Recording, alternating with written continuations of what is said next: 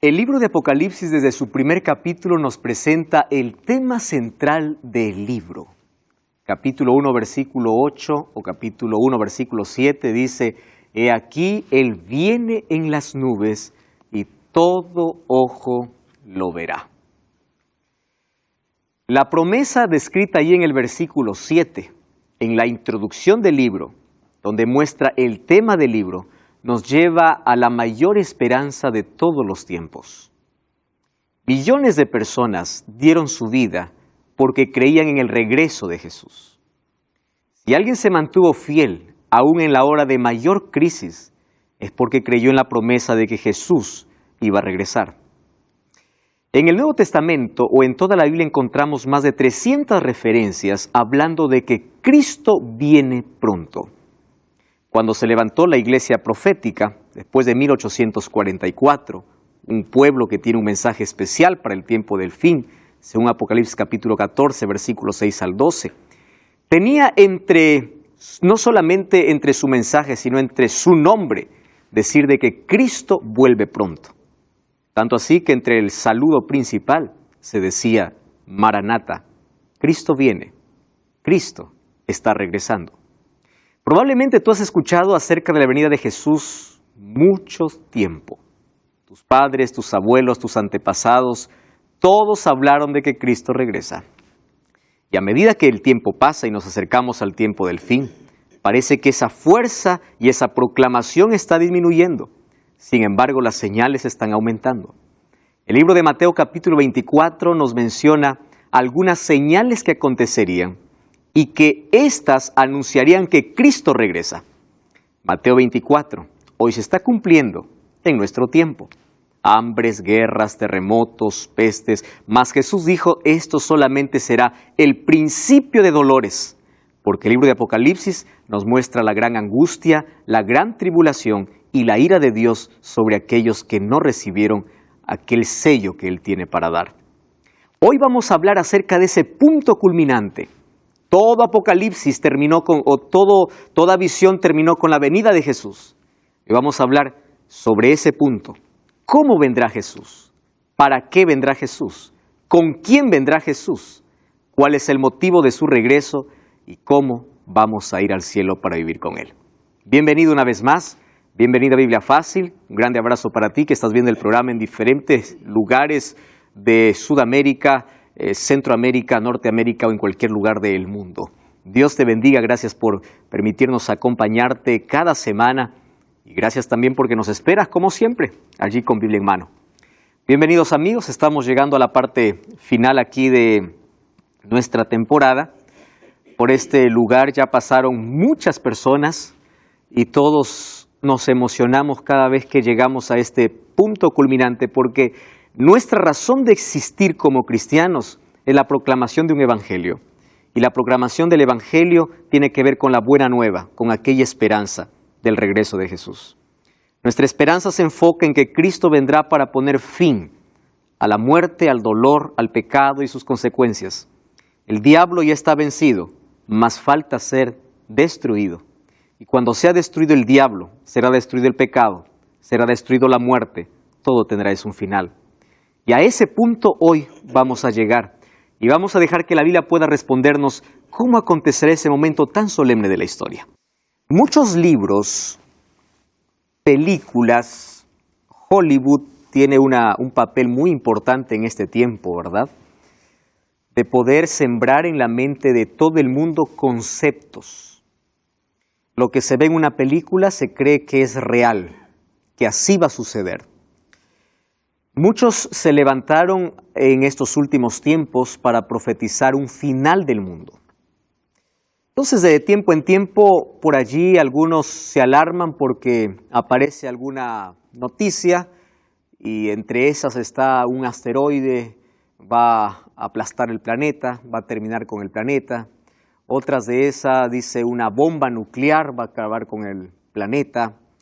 Y en fin, se habla acerca de que el mundo va a ser destruido. Una de las cosas interesantes es que el ser humano es consciente que el mundo está llegando a su fin. No necesita ser cristiano para que pueda ser consciente de eso. El planeta está desgastado y está devastado también. Cada vez la maldad aumenta, cada vez la naturaleza baja su fuerza, cada vez hay mayor dolor y esto en lugar de mejorar vemos que cada vez va de mal en peor. Sin embargo, hay muchos conceptos equivocados acerca de cómo terminará este mundo. Cuando vemos algunas películas acerca del tiempo del fin, vemos de que este mundo va a ser destruido de una manera que la Biblia no dice. Y hay mucha gente que cuando se habla de fin del mundo, la palabra fin le da tanto miedo, porque cree que el fin se trata de una destrucción total del planeta. Para los cristianos el fin del mundo es apenas el comienzo de la eternidad. Para nosotros la palabra fin no nos asusta, sino más bien es nuestra mayor esperanza. Mas tenemos que tener el concepto claro de cómo será ese fin. ¿Cómo vendrá Jesús? Gracias a Dios que Él nos ha dejado en su palabra situaciones o evidencias claras de cómo será su venida. Entonces hoy vamos a tocar algunos puntos importantes. ¿Cómo terminará la historia humana? Hay algunos que dicen que va a ser una bomba nuclear, un asteroide, o este mundo va a ser devastado, dividido, o por las condiciones climáticas, este mundo va o nuestra generación o la humanidad va a dejar de existir por ello. Mas, nosotros vimos en el capítulo anterior que Jesús nos mostró que Él va a venir y va a venir en las nubes. Hay varias evidencias bíblicas desde el libro de Mateo capítulo 24 y Apocalipsis capítulo 1, de manera simbólica y literal diciendo yo vengo y va a ser de una manera visible. Nosotros vimos en el capítulo anterior que la separación de aquellos que van a ir con Cristo y aquellos que van a ser destruidos en ese día final, no se hace cuando Cristo regresa, sino se hace antes del regreso de Jesús. Los dos pueblos ya están totalmente definidos. ¿Recuerdan ustedes allí lo que vimos en Apocalipsis 19 sobre las dos cosechas? La cosecha se realizó. Entonces solamente Cristo viene para llevar el trigo al granero, ¿verdad? El resultado de su palabra, el resultado del Espíritu Santo trabajando en el corazón, el resultado en las vidas transformadas, ahora están listas para ser glorificadas y vivir con Cristo por la eternidad. Sin embargo, también el resultado del rechazo a esa palabra, el rechazo a la voz del Espíritu Santo, hizo que otros puedan sufrir el castigo de la ira divina. Pero eso no es todo, porque aún hay más. Habrá una destrucción final que aún espera. Algunos relacionan la venida de Jesús como un día de terror porque piensan que cuando Cristo regrese va a caer fuego y azufre del cielo. Entonces hay algunos que tienen tanto terror y miedo cuando se habla de fin. Dice, ese día va a haber fuego, va a haber azufre ese día. Cuando la Biblia nos dice que la venida de Cristo no será de esa manera. Van a haber algunos fenómenos naturales, es verdad, pero la venida de Cristo será un día donde habrá dos emociones. Y esas dos emociones fuertes son, por un lado, el pueblo de Dios gritando de alegría. El libro de Isaías dice que en ese día, hace la comparación allí a las ovejas cuando salen del redil, a los cabritos cuando empiezan a saltar. Dice, saltaré y estaréis alegres. Y allí también dice que todos aquellos que están preparados para ese momento dirán, este es nuestro Dios, le hemos esperado y Él nos salvará. Por otro lado, aquellas otras personas que fueron rebeldes a la voz de Dios dirán, peñas, caed sobre nosotros y escondednos de aquel que está viniendo en las nubes de los cielos. ¿Por qué esas personas dicen, escondednos de aquel que está viniendo? Porque aquel que está viniendo es alguien que ellos conocen. Rechazaron toda su vida. Ellos saben que aquel que está viniendo, toda su vida estuvo pendiente de ellos. Y ellos siempre lo rechazaron.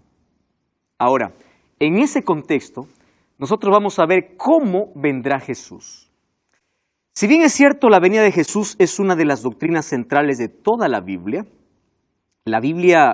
tenemos de Génesis al Apocalipsis por lo menos dos temas fundamentales.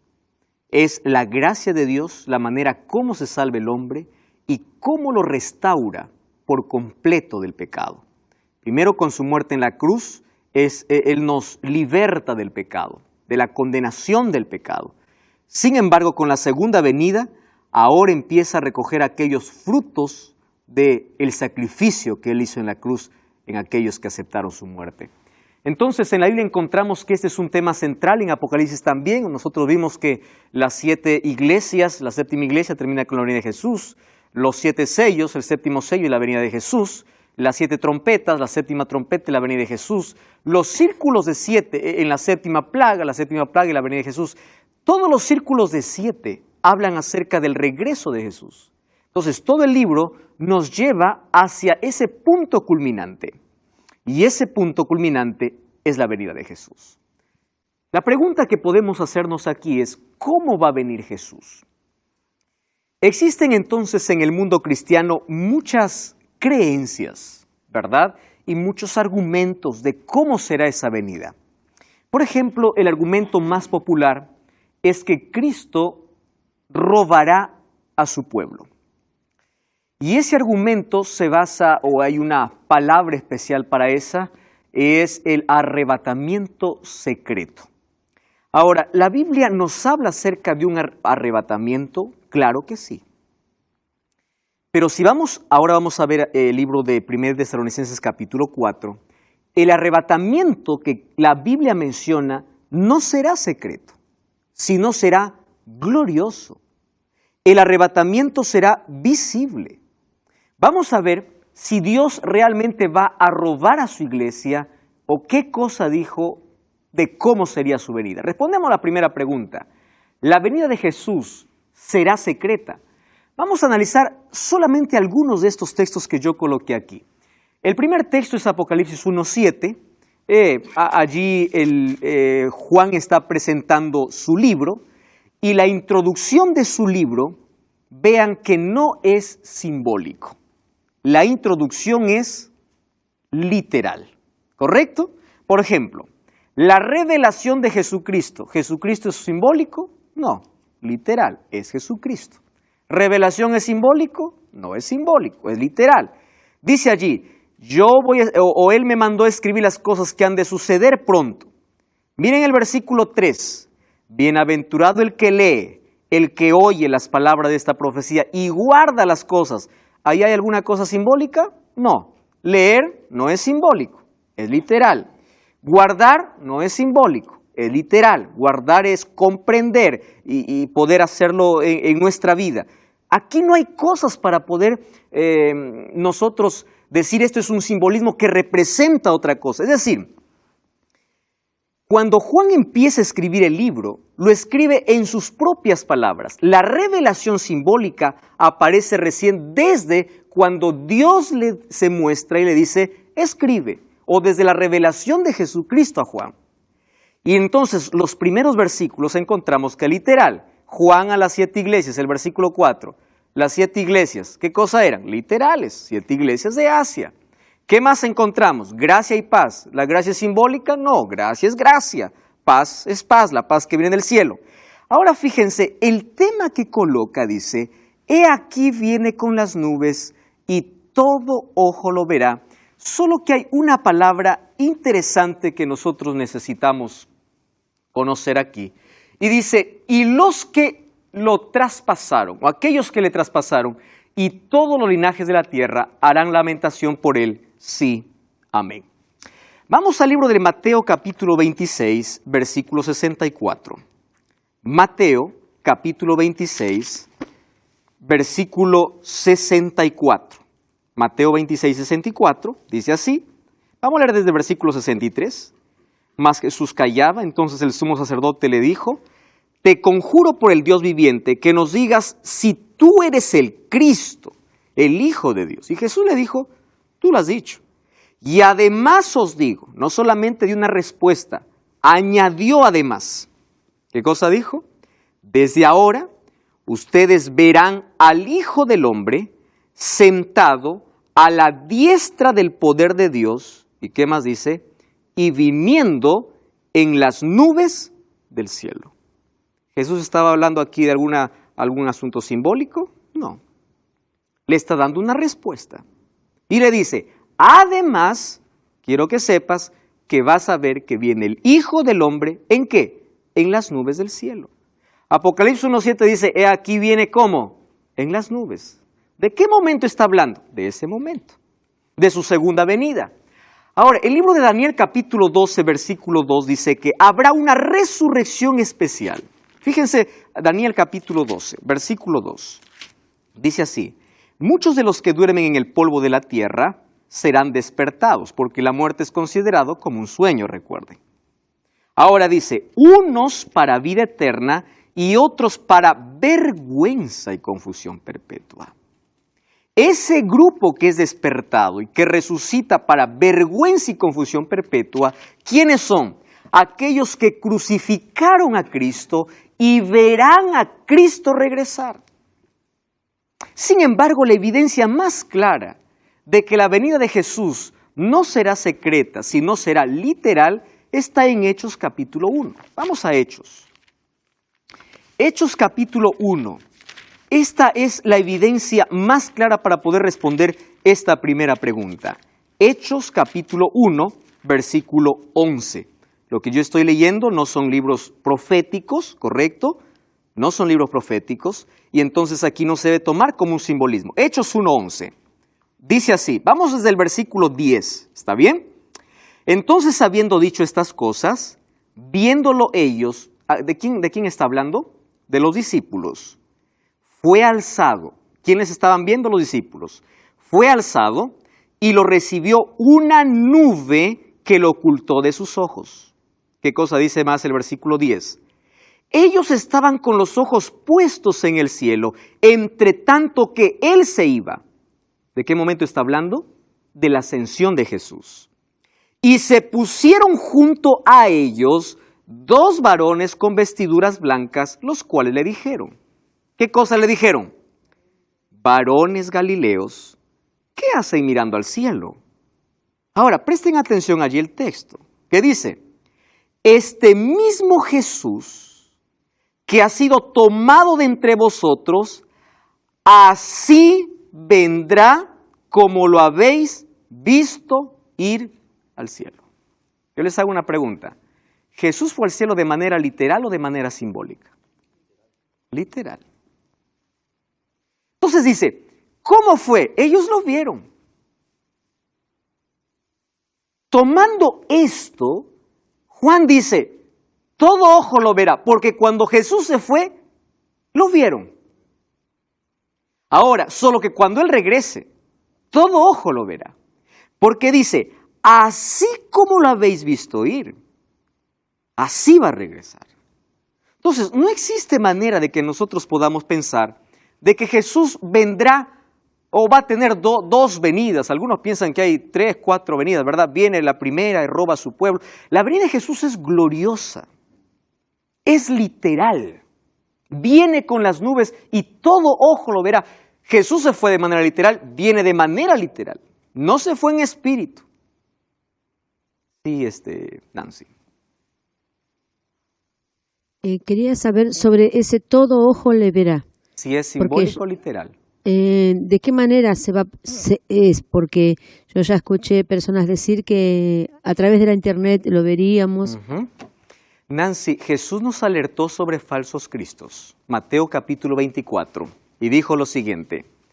Cuando ustedes escuchen, está el Cristo allá, no lo creáis. ¿Por qué? Vamos a llegar a ese texto, voy a adelantarme un poquito. Como relámpago que sale del este y se muestra hacia el oeste, así será la venida del Hijo del Hombre. Préstame atención a lo que te voy a decir. La venida de Cristo es literal y es gloriosa, solo que aquí hay algo que nosotros no podemos entender. ¿Cuál es? Nosotros, mientras aquí estamos de día, al otro lado están en oscuridad, porque el sol no puede cubrir con su luz toda la tierra. ¿Correcto? Ahora, cuando Cristo regrese, todo lo van a ver de manera literal. Porque si aparece uno diciendo, Jesús llegó y está en Canadá, pero yo lo veo por televisión, eso no es una manera literal.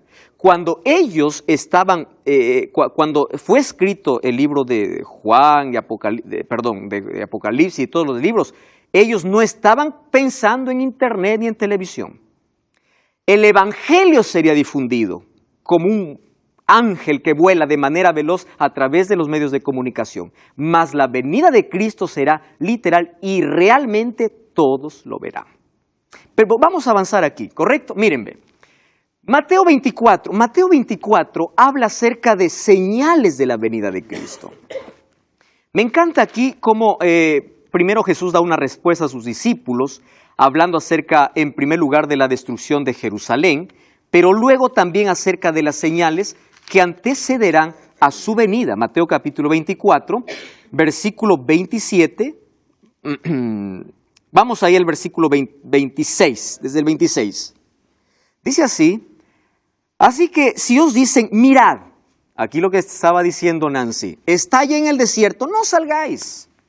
O está allí en el canal 9, no lo veáis. O allí se publicó en internet que Cristo viene, no creáis. No lo creáis. Jesús advirtió sobre esto. Versículo 27, porque igual que relámpago sale del oriente y se muestra hacia el occidente, está hablando de una totalidad. Oriente y occidente, ¿qué cosas son? Polos totalmente opuestos. Y dice así: así será la venida del Hijo del Hombre. ¿Correcto? Así. Está hablando de manera simbólica Cristo. Vamos a ver algunos otros asuntos importantes. Entonces, pastor, ¿cómo comprender? Hay varias personas que por allí han tomado un texto, ¿verdad? Vamos a ver a Mateo capítulo 24, versículo 40. Miren, Mateo 24, 40. Jesús está hablando de su venida, ¿correcto? Hasta ahí todos estamos bien, que será literal. Dice el versículo 40. Entonces dos estarán en el campo, uno será tomado y el otro será dejado. ¿Correcto? Dos mujeres estarán moliendo en un molino, una será tomada y la otra será dejada. Dice, entonces aquí está. Jesús, dos estarán durmiendo en una cama y de pronto despierta. Oh, ya no está, no amaneció. Jesús se lo robó. Miren de qué está hablando Jesús. Versículo 42. No está diciendo que él robará a su pueblo. Versículo 42 dice, velad porque no sabéis la hora. ¿Qué cosa quiere decir? No importa si hay una familia de 7 miembros, no todos están preparados. De los 7, no quiere decir que el hijo se salvará por la fe del padre, el padre salvará. No. Uno será tomado y otro será dejado. ¿En qué contexto está hablando? En el contexto de preparación. ¿Correcto? ¿Por qué? Porque Jesús ya dijo la manera cómo vendría. Entonces dice, no te garantiza que el hecho que tú vivas con un cristiano, mi padre, por la fe de él yo me salvo. No, cada uno. No importa si están juntos. La preparación es totalmente individual. Sí, Pablo. El propio libro de Pedro, ¿no? No me acuerdo si primero o segunda de Pedro habla de eso. Sí. Que la venida del Señor será como ladrón en la noche. Pero ¿para quiénes? Para los que no están atentos a las profecías. Exacto. Pero ahí dice, porque uno dice, entonces vendrá como ladrón en la noche. Depende, ¿para los salvos o para los perdidos? Porque para los salvos no vendrá como ladrón en la noche. Ellos saben. Ellos saben. Gracias, Pablo. Muchas gracias. Exacto, segunda de Pedro. Ahora, ¿qué aporte maravilloso? Prepárate. Claro, los cristianos, como ven las señales, saben en qué tiempo viven y saben qué cosa está sucediendo. Exacto. Ahora, ¿qué cosa más podemos comprender acerca de esa venida? ¿Con quién vendrá Jesús? ¿Saben? Hablando nuevamente acerca de las bodas, ¿no? Los matrimonios. Yo sé que con el tiempo han ido agregándose muchas cosas. Hay bodas y bodas que hoy podemos ver. Mas me gusta siempre aquel cortejo, me gusta aquel grupo que se prepara siempre para poder acompañar al novio o a la novia, ¿verdad? Y esa fiesta que se arma en toda boda. Ahora, la novia dice que está preparada, ¿correcto? Y miren, Mateo capítulo 25, versículo 31, dice que Jesús no viene solo. Cuando habla de la novia, está hablando de todos los miembros que integran a la novia. Capítulo 25, versículo 31. Miren lo que dice así. Cuando el Hijo del Hombre venga en su gloria, la gloria no se puede ocultar. Dice así, todos los santos ángeles con Él se sentarán en su trono de gloria. ¿Con quién viene Cristo? Con todos los ángeles. Ustedes recuerdan que en el séptimo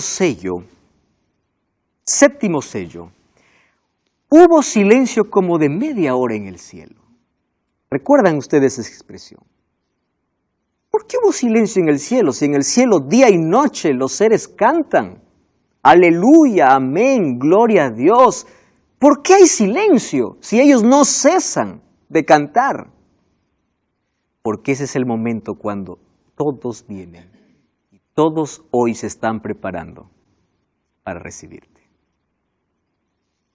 El cielo está deseoso de poder recibirte allá. Los ángeles están listos. Ahora nosotros estamos viviendo un momento apremiante, donde debemos tomar decisiones acertadas. Hoy estamos hablando acerca de la venida de Jesús, entonces la primera característica dijimos que su venida será literal, ¿correcto? No será simbólica. ¿Por qué algunos que dicen, no, a Jesús lo veremos con el ojo de la fe, ¿verdad? Otro dice, no, Jesús no se va a ver. O otro dice, Jesús ya está en espíritu y Jesús ya vino aquí a la tierra. No.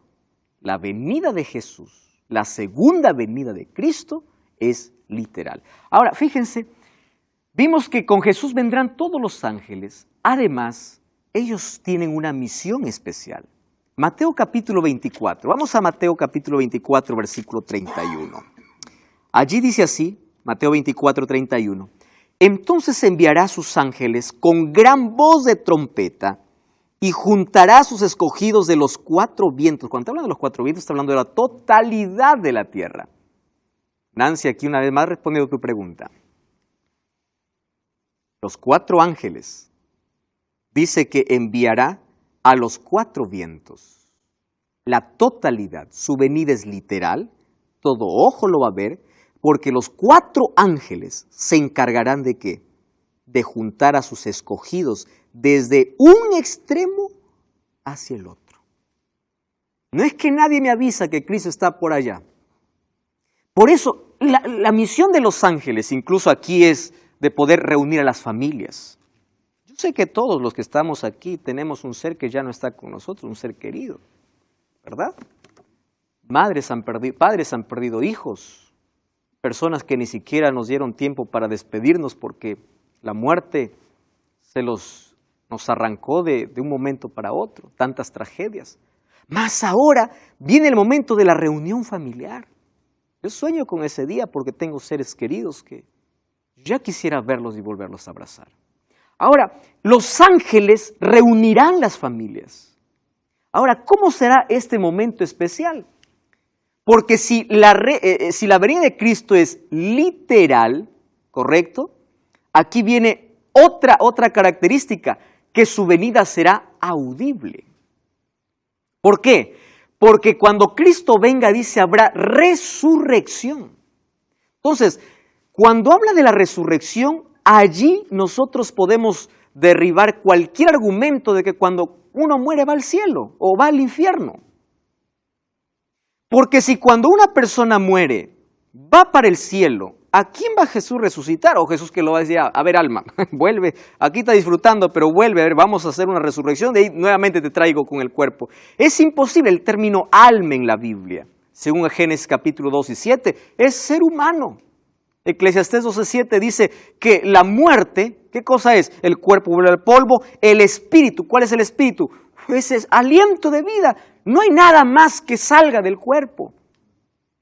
Entonces, habrá allí una resurrección. ¿Qué acontecerá con los justos muertos? Entonces, vamos a ver qué dice la Biblia. Me encanta este texto, créanme que es el texto que mayor esperanza ha traído a mi vida. Yo ya enterré a muchos seres queridos, mas este texto hace que yo pueda hasta llorar de emoción, pueda emocionarme, alegrarme, porque sueño con este momento solemne. Cuando yo voy a un funeral, no dejo de leer este texto, me da esperanza. 1 Tesalonicenses capítulo 4, versículo 16. Miren lo que dice, capítulo 4, versículo 15. Os decimos esto en palabra del Señor, que nosotros que vivimos, que habremos quedado hasta la venida del Señor, ¿qué cosa dice? No precederemos a los que durmieron. Es decir, nadie va adelante al cielo. ¿Correcto? Nadie precede. No es que unos ya están disfrutando. Los únicos que están en el cielo son los 24 ancianos y las personas que nosotros vimos que Dios los arrebató. Enoc, Elías y Moisés. ¿Correcto? Ahora, fíjense aquí. Dice el versículo 16. El mismo Señor con voz de mando, con voz de arcángel y con trompeta de Dios descenderá del cielo y los muertos en Cristo resucitarán primero. ¿Cómo me encanta ese texto? El mayor seguro es morir en Jesús. Cuando alguien me pregunta y me dice, pastor, ¿cuándo viene Cristo? Le digo, hoy. ¿Por qué? Porque nadie sabe cuándo muere. Si uno hoy muere, Cristo vino para esa persona ese día. Porque ¿qué es la muerte? Es un estado de inconsciencia. Cierra los ojos. La próxima vez que lo abres será solo para ver a Cristo. Por eso es un sueño. Más aquí dice, los muertos en Cristo resucitarán primero. ¿Por qué dice primero? Porque habrá una segunda resurrección. Y esa segunda resurrección ya no es para salvación. No lo es. Bienaventurados los que forman parte de la primera resurrección.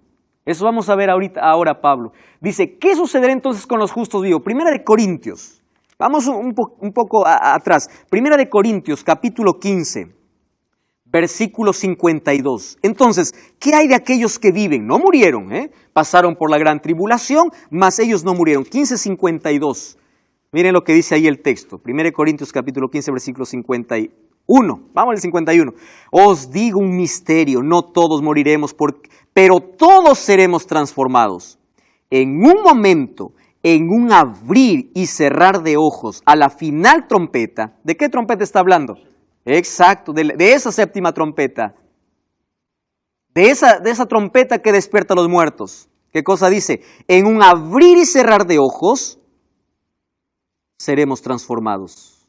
A la final trompeta, porque se tocará la trompeta, los muertos serán resucitados. ¿Cómo resucitarán los muertos? Incorruptibles. ¿Qué significa incorruptible? Perfectos. Aquellos que murieron con limitaciones, ¿cómo se despiertan? Perfectos. ¿Y aquellos que están vivos? Ellos son, ¿qué cosa? Transformados. Ese es el momento de la glorificación donde el lino del vestido de la novia brilla. ¿Por qué? Porque no hay más rastro de pecado. Allí Jesús nos libra de la presencia del pecado. Ahora no.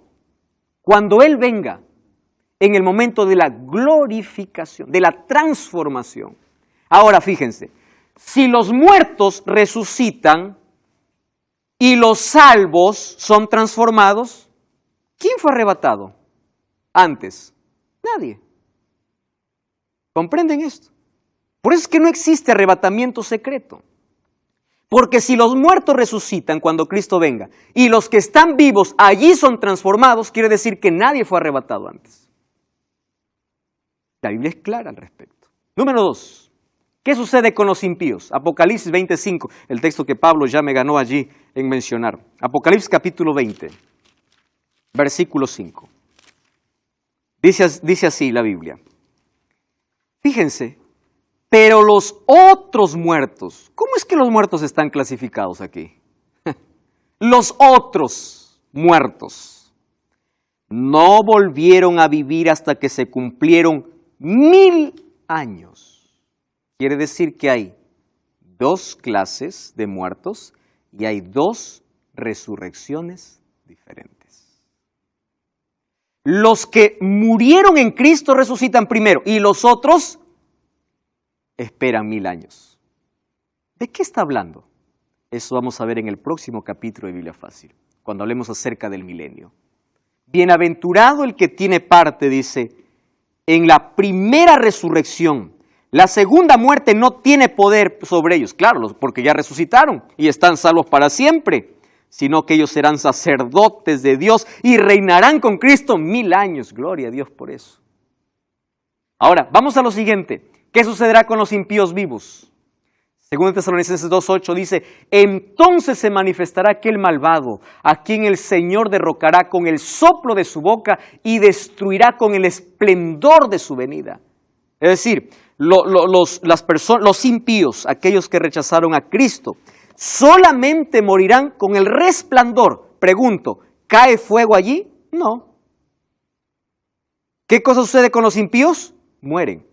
Pastor, ¿y en qué momento cae fuego y azufre para purificar la tierra? Eso vamos a ver en el próximo capítulo. Jesús cuando viene solo viene para llevar a sus hijos. ¿Correcto? Cuando dice aquí vengo pronto y mi galardón conmigo. El premio. Yo les pregunto, ¿qué premio necesita el hombre? ¿Hizo algo para merecer un premio? Nada. Pero dice, vengo con tu recompensa. ¿Cuál es la recompensa? Unos para vida eterna y la recompensa del otro sería consecuencias de su rechazo abierto hacia Dios. Ahora, nosotros ¿qué más podemos saber acerca de la venida o necesitamos conocer de la venida de Jesús? ¿Existe alguna fecha para la venida de Jesús? Pablo, tú ya escuchaste allí en tu ciudad, allí en tu iglesia, cómo algunos ponen fechas de tiempo en tiempo para decir que Cristo está viniendo. Y es lamentable, ¿verdad?, cuando uno ve a un grupo de personas y tiene la convicción necesaria y ya varias fechas se han dicho acerca de que el mundo va a terminar o que Jesús viene. Hay algunos, desde Guillermo Miller, y cuando Guillermo Miller se le preguntó y le dice, ¿tú por qué pusiste una fecha si la Biblia dice la venida de Jesús nadie lo sabe? Entonces él decía, sí, pero Jesús es Dios y Dios sí sabe. Entonces, bueno, él colocaba allí algún argumento para poder respaldar allí su idea. Sin embargo, Jesús fue claro al respecto. Mateo 24:36 dice, pero el día y la hora nadie lo sabe, ni aun los ángeles en el cielo. Es decir, esto es el asunto más secreto celestial. Ahora, presten atención aquí. La venida de Cristo está marcada. Está marcada. Jesús sabe en qué momento. Dios sabe en qué momento. Pero no es menester revelar eso al ser humano. Por eso es que en ningún momento dijo cuándo vendría. ¿Por qué creen? Dios nos explicará en el cielo muchas preguntas que yo tengo que hacerle, ¿verdad? Y yo sé que todos nosotros tenemos que hacer tantas preguntas a Dios, misterios que aquí no son resueltos. Pero ¿ustedes creen que hubiese sucedido si Jesús nos hubiese dicho el día y la hora que Él viene? ¿Cómo somos los seres humanos? Para dar un examen, ¿cuándo estudiamos, Gabriel? Y la última noche, ¿verdad? Yo me amanezco porque mañana tengo examen. Jesús hubiese dicho, yo vengo el 2018. Nadie me entienda que estoy poniendo una fecha, estoy poniendo una hipótesis porque hay por ahí personas que pueden tomar una palabra que yo digo y pueden sacar cualquier cosa. Y va a decir que yo he dicho que Jesús viene en el 2018. Vamos a imaginar, ¿verdad?, que Jesús dijo, yo vengo en noviembre del 2018. La gente dijera, pues falta para noviembre, ¿no? Falta. Yo me voy a arrepentir, voy a disfrutar todavía la vida, y me voy a arrepentir ¿cuándo? En octubre. Bueno, un mes puede ser. O bueno, tantas otras cosas nosotros podemos decir. Pablo. Ese texto ahí es un poco, o hacen polémica, ¿no? Lo que son los arrianos, para negar la deidad de Jesús, diciendo, si Jesús no sabía, Él no puede ser Dios, porque Dios sabe todo. Pero hay que entenderlo dentro del contexto de la unión hipostática de Jesús. Cuando Jesús, Él limitó, por decirlo de alguna forma, o cubrió, o tapó su deidad, y Él respondió como hombre, como humano. Y no, o sea, no desde su deidad, o sea, como que Él no usó mucho sus prerrogativas divinas. La mayor tentación para Él era usar sus prerrogativas aquí en la tierra, más no lo usó. Más en este contexto dice esto, no conviene saber a nadie. No es menester saber a nadie. Solo el Padre lo sabe. Entonces, en otras palabras, no me insistas que yo te diga algo. No te voy a decir. Sí, Walter. Sí, yo me estaba recordando la fecha que pasó en el año 844, que también ahí fue un chasco, ¿no? Sí. Ahí está. Más eso estaba profetizado. Recuerdas que primero el mensaje era dulce y luego amargó. Sin embargo, esa profecía nos llevaba a un evento importante. Guillermo Miller y todo el grupo no estaba equivocado en la fecha, estaba equivocado en el evento. Porque no era la fecha en sí, era el evento. Cristo no volvía. En el cielo estaba iniciándose un juicio. Ese tema de 1844, ¿no? Muchas personas, no sé si por ignorancia o qué, hasta acusan a la iglesia adventista o a Guillermo Miller de falso profeta, ¿no? Pero hay que entender dos cosas. Primero, que él no profetizó nada, porque él lo que hizo fue una interpretación. Exacto. Y segundo, era muy común en aquella época los cristianos en todos los ámbitos denominacionales tratar de descubrir la fecha bíblicamente. Pero una cosa es una interpretación y otra es profecía. Es una profecía. Querido Pablo, recordemos además que lo que llevó a un reavivamiento en ese tiempo, a saber sobre cuándo vendría Jesús, era por los acontecimientos que ocurrieron en ese periodo. 1798, el Papa fue prisionero. 1833, meteoritos cayeron del cielo, estrellas cayeron del cielo. 1755, el gran terremoto de Lisboa. El día oscuro de la historia, 19 de mayo de 1780. Tantos acontecimientos, como hoy, ¿verdad? Entonces la gente dice, bueno, esto nos lleva a algo. Algo está ocurriendo, algo va a ocurrir. Entonces era común en ese tiempo ver, hay un despertar para saber qué cosa está bien. Entonces ahí Guillermo Miller llegó a una fecha. La fecha era correcta, mas el evento no era correcto. No podemos saber la venida, cuándo viene Jesús. Sin embargo, ¿cuáles serán las condiciones de vida después de la venida de Jesús? Lo más lindo en Apocalipsis capítulo 21, versículo 4. Allí dice que una de las cosas que serán destruidas es la muerte, porque no habrá más lágrimas. Nuestro mayor enemigo aquí es esa consecuencia del pecado. Es la muerte, es el sufrimiento. Ya no existirá más, todo cambiará. La venida de Cristo pondrá punto final a la historia de pecado y de este planeta. Ahora, el momento glorioso de esa venida está aproximándose. Me encanta la idea, me encanta ver algunos carteles, algunos lugares donde pone la imagen de Jesús y dice, Cristo viene pronto. Sin embargo, la palabra pronto parece ser muy larga. En nuestros tiempos parece ser muy larga. Por eso que el libro de Segunda de Pedro responde y dice, no piensen que Cristo se está demorando.